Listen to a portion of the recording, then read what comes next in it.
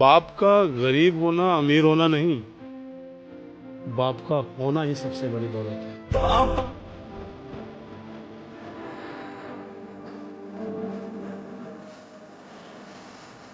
अगर तुम में हिम्मत हो कि 1000 लोग तुम्हारे पीछे खड़े हों, तो तुम सिर्फ एक ही जंग जीत पाओगे।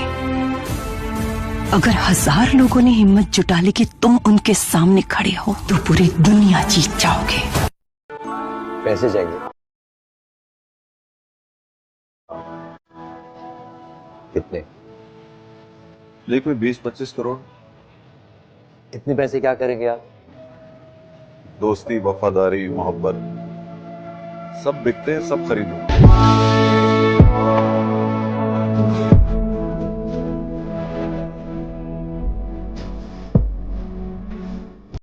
पेड़ों से मत पूछना कि फल देने में वो क्या क्या सहते हैं। जिसने अपनी कोख से औलाद जन्मी हो, उसे मत बताना कि बर्दाश्त करना किसे कहते हैं। सोचो वो कष्ट जो भीष्म पितामह को शरशैया पर मरने में हुआ था। बदन की सारी हड्डियां एक साथ चटक जाएं तो कितना दर्द होगा। बस वही दर्द तुम्हें पैदा करने में हुआ था। एक चीज दिमाग में बैठा लो, जो आपको पसंद नहीं करता है वो कभी नहीं करेगा। जब हमेशा याद रखना, कभी नहीं कर। तुम अपना सर काट के थाली में दे दोगे, तुम्हारा कभी नहीं होगा। इसलिए याद रखिएगा, अच्छा बनने की कोशिश कभी मत कीजिएगा। आप अच्छे हैं, लेकिन इसे साबित करने की कोशिश कभी मत कीजिएगा। नहीं समझे? लोग सीता माँ को अग्नि परीक्षा में बैठा दिए ससुरा, हम लोग की देखी का मसाला है जी। आप समझते हैं? आप ये 18 की उम्र में अपनी लाइफ खुद बनाओ, अच्छी बात है, जोश है, बनाओ, लेकिन किसी टाइम पे वापस भी तो आ जाओ। ये क्या बात हुई? 18 साल तक तो अपने माँ बाप को यूज किया, उसके बाद फ्रीडम के नाम पे आप अपना देखो जी, हम अपना देखें।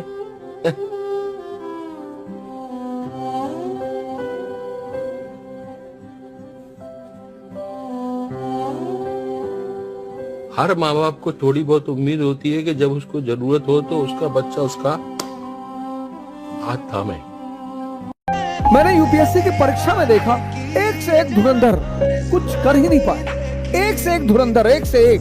साइंस पे पकड़ है, इकोनॉमी पे पकड़ है, पॉलिटी पे पकड़ है, ज्योग्राफी, हिस्ट्री, ऐसा कोई सब्जेक्ट ही नहीं जो उन्हें ना आता हो, ऐसा कोई विषय ही नहीं जो उन्हें ना आता हो। लेकिन वो युद्ध कभी जीत नहीं पाए, उत्साह की कमी थी, संदेह हमेशा घिरे, बस कोई कृष्ण नहीं मिला जीवन, और वो हार गए। जहां भी युद्ध है वहां चैतन्य की जरूरत है, वहां उत्साह की जरूरत है, वहां प्रेम की जरूरत है। पहले आदमी यहां अमीर होता है, बाद में बाहर अमीर होता है। बिल्कुल इसी तरह से जैसे पहले यहां गरीब होता है, बाद में बाहर गरीब होता है। तो ये गलती करी उस इंसान ने। उसको सीखना चाहिए था, उसको कुछ बुक्स पढ़नी चाहिए थी। फॉर एग्जाम्पल एक बुक है think and grow rich by Napoleon Hill. ये बुक कैसे लिखी गई थी? आज से बहुत साल पहले लिखी गई थी। जो ऑथर है वो गए और जा करके मिले ऐसे बहुत सारे लोगों से जिन्होंने कुछ एक्स्ट्राऑर्डिनरी लाइफ में अचीव किया है, और उन सबके अंदर कुछ कॉमन ट्रेड्स को नोटिस किया, कुछ ऐसी बातें नोट करी जो हर उस इंसान में थी जो गरीब से अमीर हुआ, और वो सब जो सीखा उसको उस बुक में उतार दिया। कई साल लगे उनको ये रिसर्च करने में और ये बुक को लिखने में, और कुछ घंटे लगने थे ये बुक पढ़ने के लिए, लेकिन 99% लोग नहीं पढ़ते। ये गलती उन्होंने करी। ये जो बुक नहीं पढ़ी ये गलती करी, क्योंकि वो खुद जा करके नहीं मिल सकते उन लोगों से जिन्होंने कुछ एक्स्ट्राऑर्डिनरी अचीव किया है।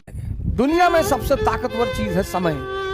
भगवान भी नहीं लड़ पाते, नहीं लड़ पाते। राम को जंगल जाना था, गए। समय से लड़ने की कोशिश मत करना, कभी मत करना।